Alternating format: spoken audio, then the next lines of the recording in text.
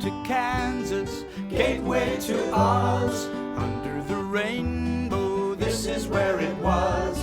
Hollyhocks and red ripe tomatoes, hand-churned homemade ice cream. Let me tell you, Kansas is more than tornadoes. It's the best part of Dorothy's dream. Today on Around Kansas, we start by continuing our wildlife segment about bees and their interaction with the locals. Next, we'll take a look at an old practice called water witching and how to find water. Then we'll have a poem from Ron Wilson, and we'll end with a look at the history of railroads in Kansas. Stay with us.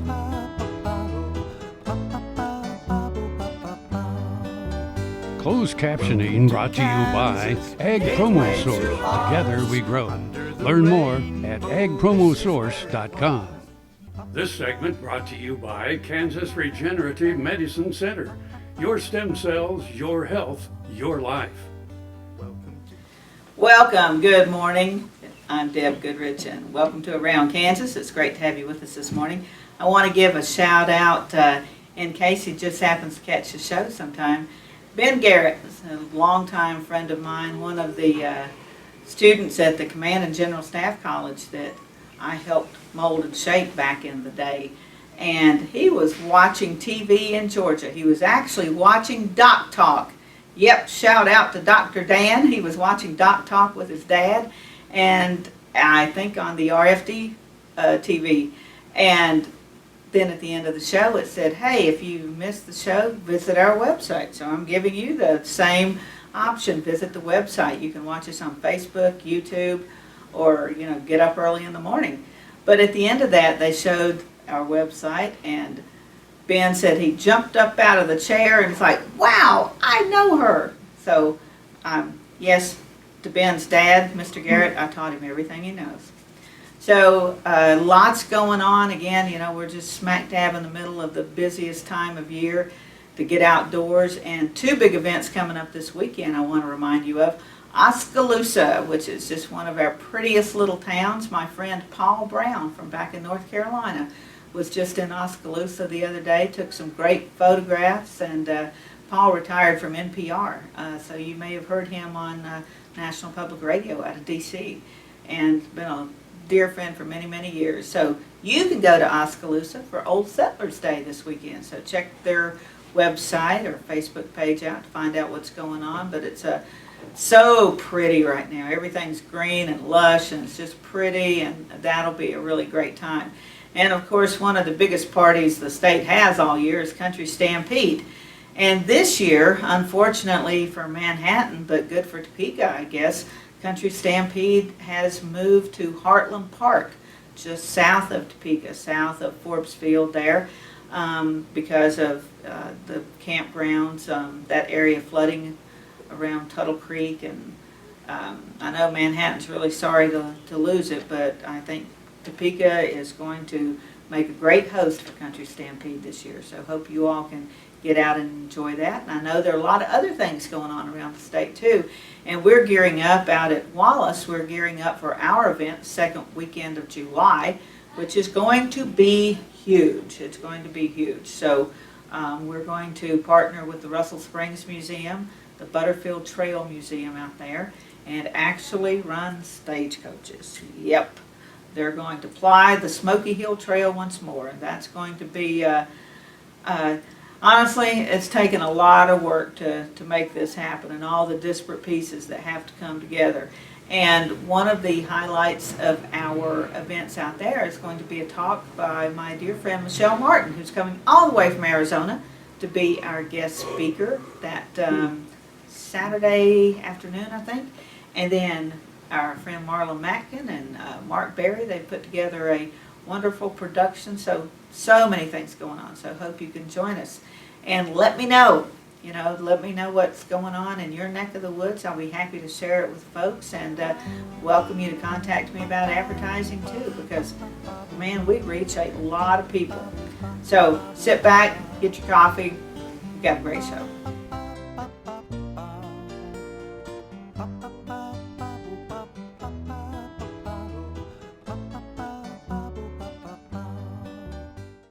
Sure Crop Fertilizers was started by my father, Don Sherman, and my mother, Shirley Sherman. Family business that started in the 80s.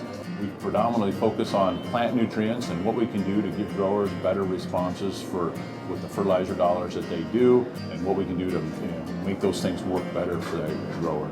We're based out of Seneca, Kansas. We work with growers in their soil analysis to figure out what they need, and then we can put those in a blend that gives them the best results, and so that we can deliver that direct to their farm so that they have those nutrients where they need them, when they need them, and so that they can apply them in a manner that's very efficient to them and works well in their planting systems and what they're doing. Sure Crop Fertilizers has been around for a long time. We always say we're big enough to take care of everything you need, but we're small enough to do it quickly. You can get a hold of us at 1-800-635-4743. Our website is surecropfertilizers.com, and you can always email me at Corey@surecropfertilizers.com, and with any questions you have, we'll be glad to answer it and work with you. This segment brought to you by the Western Kansas Wildlife Travel Center in Oakley. All right, folks, welcome to Bees Part 2, the sequel to the first segment on bees, and the stories. Every time I think I have heard it all, you send me one that's like, wow, this is, maybe we should just do a bee sting documentary or horror film. We could just go ahead and make a horror film out of this, and Hollywood, here we come. But hey, folks, these are your stories. I didn't make this up. Let's take a look. For part 2 of our Bee Sting Experience series, we start with Christopher Gable, who retired from the Command and General Staff College at Fort Leavenworth. He shared this memory. Once when I was a teenager, Dad found a hornet nest, the hard way, in the privet hedge beside the house. That night he told me to put on a winter coat and stocking cap, tape up my sleeves and pants cuffs, and knock the hornet nest apart with a broomstick while he illuminated it with a flashlight beam from a safe distance. So I crept up on the nest, thrashed it to pieces, dropped the broom, and ran for my life. When I had run completely around the house, I came upon Dad, flailing his arms and saying a few choice words. The furious hornets had ignored me, flown right up the flashlight beam, and attacked his bare arm en masse. Chris, this story begs a couple of questions, not the least of which is why did your dad send you in to stir the hornets? And how dumb were you to agree to it? Pauline Sharp of Wichita recalled this incident from her childhood. When we lived in Pawhuska, I was 6 or 7, there was clover all over our yard. One time my sister caught a bunch of bees in a jar somehow. She shook up the jar and let them go. One headed straight for me. I batted it away, but it ended up stinging me on the earlobe. I went running down to Grandma Eads' house crying, and she put a baking soda mixture on it. It seemed to help. My granny used baking soda too. D.K. Clark, also retired from the Army and the Command College, recounted this tale. I was a Boy Scout at summer camp and participating in an Order of the Arrow ordeal, not allowed to talk. During our project to build a dam on a mountain stream, a red wasp stung me on my neck. I have a severe allergy to stings and didn't have my kit. Without words, I let the guy in charge know about the sting. He took me to the doctor, who knew about the silence, and asked the Eagle Scout to step outside. He told me we were in a protected spot, to whisper what happened in as few words as possible. He packed my neck in ice, gave me antivenom, and an hour later, again in silence, I went back to work on the dam. When I got home and my scoutmaster told my mom, well, that was the least pleasant part of it all. This commitment to duty made DK an outstanding officer as an adult. You shared so many great stories, and we will share some more in other episodes of Around Kansas.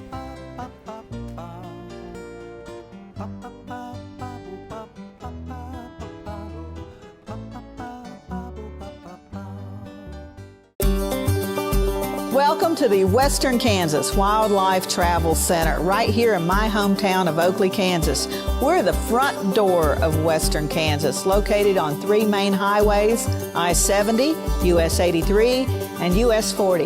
And all those roads lead to history, beautiful scenery, and adventure, no matter which direction you go. We now have an IHOP. That brand that you've trusted up and down the road in all your travels is staffed with local folks, real people, just like you and me, and we're waiting on you to join us.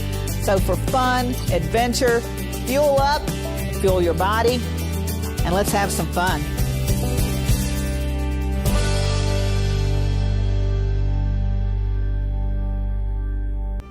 Kim Mannering with Hardy Insurance. Today we will talk about employee safety and work comp coverage.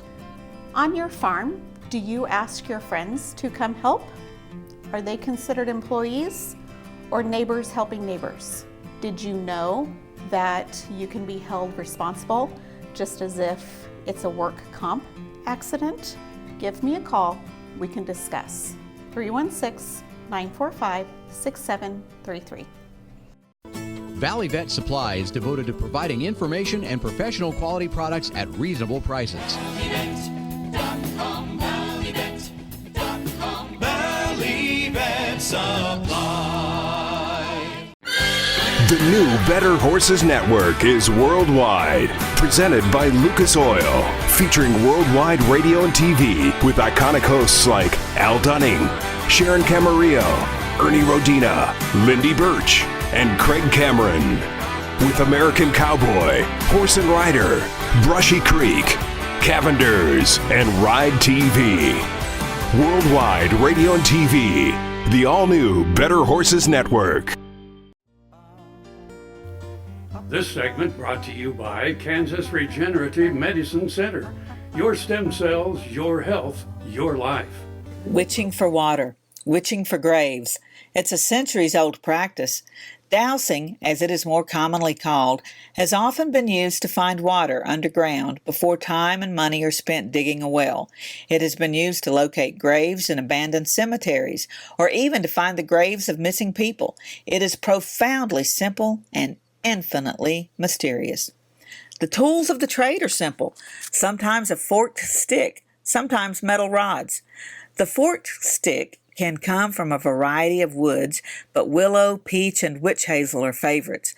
The fork of the stick is held in each hand, and if the dowser or diviner walks over a water source, the end of the stick is pulled downward. With metal rods, one rod is held in each hand, and they cross over water. No one really knows how this works, and science won't confirm that it does. But that doesn't stop the practitioners or those who hire them. There are theories that the dowsing is all about energy, that the dowser is able to tap into some sort of energy in the water or in the objects. There are theories that it is some sort of electromagnetic tug at the instruments. The quick answer is that no one really knows, not even experienced dowsers. The U.S. Geological Survey isn't convinced. Case histories and demonstrations of dowsers may seem convincing, but scientists aren't so sure. The natural explanation of successful water dowsing is that in many areas underground water is so prevalent close to the land surface that it would be hard to drill a well and not find water. However, depth and other qualifiers require sophisticated equipment, and often diviners are right on the money with some of that information. My daddy used to use a peach limb for water witching and for locating graves, and he never missed. That's enough proof for me.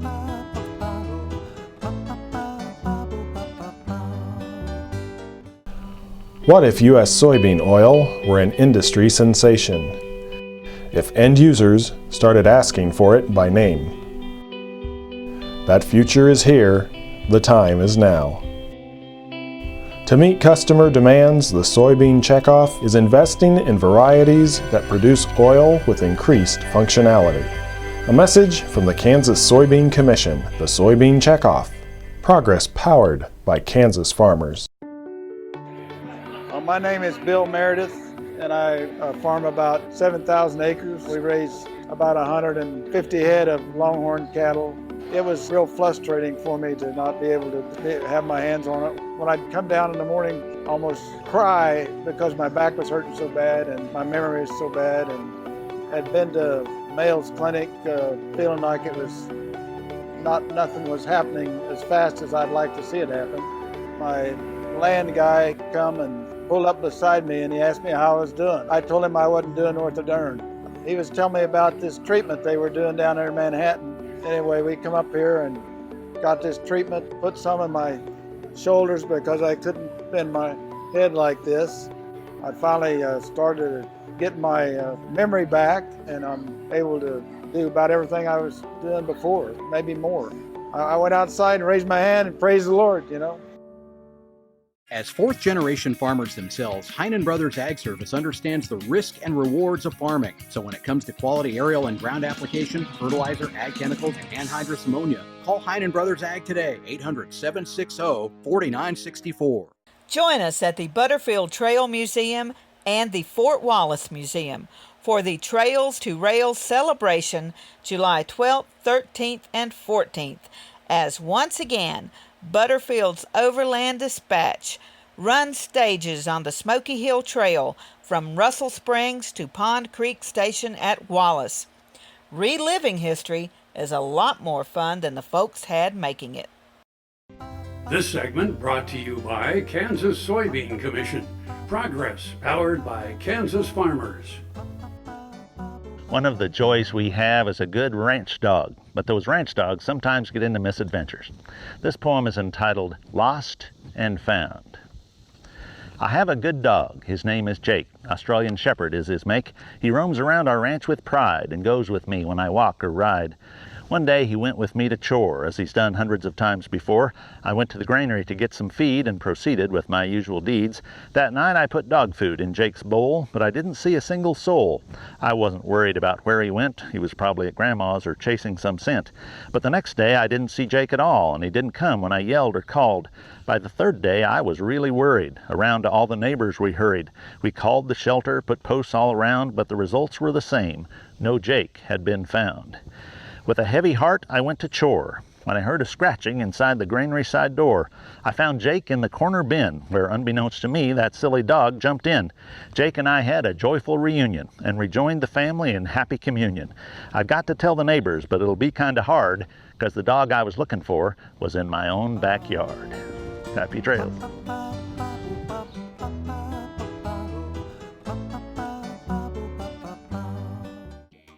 The Kansas Wheat Innovation Center in Manhattan is rediscovering ways to get improved varieties and new genetics in the hands of farmers faster. Grower-led and checkoff-funded research initiatives are bringing about positive change. This grassroots leadership provides a strong voice in Topeka and Washington, D.C. Now is the time to partner with Kansas Wheat in moving wheat forward. Kansas Wheat Commission and Kansas Association of Wheat Growers.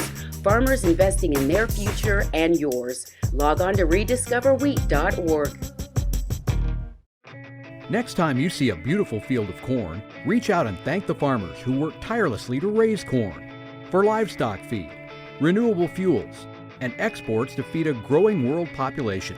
The farmers on the Kansas Corn Commission work for Kansas Corn with grower-funded checkoff dollars that support foreign and domestic market development, research, promotion, and education to expand opportunities for Kansas farmers. To learn more, visit kscorn.com. Trust and leadership are critical to success at Kansas Regenerative Medicine Center in Manhattan. Just ask Coach Bill Snyder. People of the Regenerative Center do care about others. I've been highly impressed with those people that have that vested interest and try to help people become better. The center really is a wonderful thing here in Manhattan, first of its kind, and we're on the cutting edge of what lies ahead. Find out more about the trusted leader in stem cell therapy at kansasrmc.com. Kansas Regenerative Medicine Center. Your stem cells, your health, your life. Kansas Farm Bureau, the voice of agriculture, represents grassroots agriculture. The state's largest and most powerful farm organization stands up for its members through leadership development, agriculture education, legal defense, environmental advocacy, farm safety, and risk management. Members also enjoy money-saving benefits. To join our organization today or to learn more, go to www.kfb.org or find us on Facebook and Twitter. This segment brought to you by Kansas Farm Bureau, the voice of agriculture. To join today or more information, go to kfb.org or find us on Facebook and Twitter. This year marks the 150th anniversary of the Transcontinental Railroad. And the Transcontinental Railroad, let me tell you, 150 years ago, 125 years ago, 170 years ago, the 19th century, this is all people were talking about. This was the whole focus of the country, was connecting the two sides of this nation with a railroad.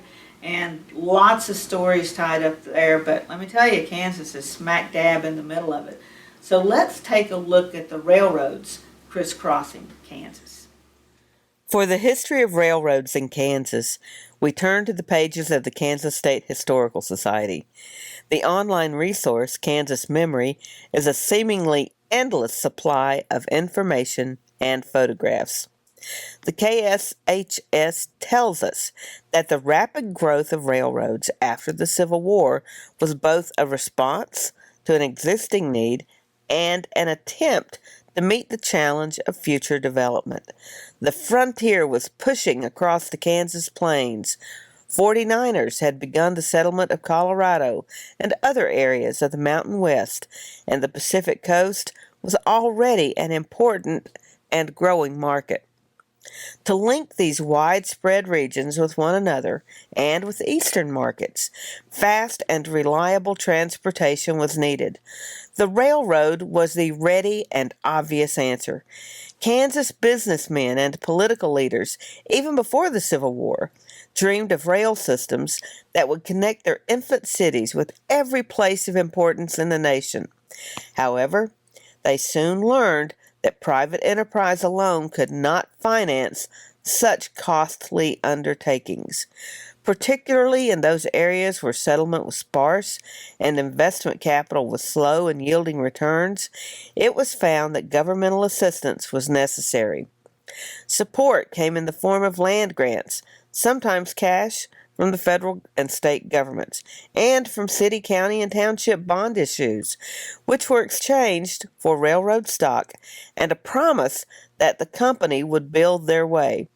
Financial problems and physical hazards might easily have discouraged men of less determination.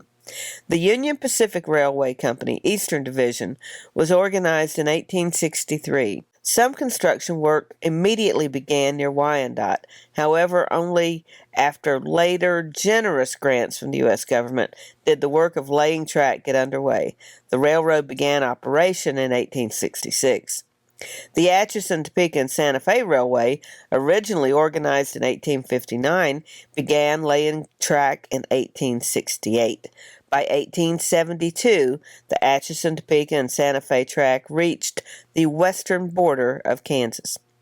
The Missouri-Kansas-Texas Railroad was incorporated in 1870, spurred by the promise of federal land grant money if it could be the first railroad to reach the Kansas border from the Neosho Valley in the south. The land grants were never realized, but the railroad continued to push southward, connecting Kansas to the Gulf of Mexico. In the process, it acquired numerous smaller rail lines in Missouri. Great celebrations greeted railroad officials and construction crews as the tracks reached more and more distant towns. Often a town's survival depended on whether or not it was serviced by a railroad line. Tracks required continual maintenance to remain safe. Section crews were responsible for the upkeep of 6 to 8 mile stretches of track. These were the hardest railroad jobs, often the only jobs available to new immigrants. Railroad yards ranged from tiny fueling stations to huge industrial complexes at major centers like Topeka. The railroads developed promotional campaigns to encourage settlement in Kansas. Their offers included free or reduced rate transportation to potential buyers. Many settlers on railroad land, especially those from overseas, could bring all their household goods at the company's expense. Been great having you with us this morning. Tune in next week and I'll see you somewhere Around Kansas.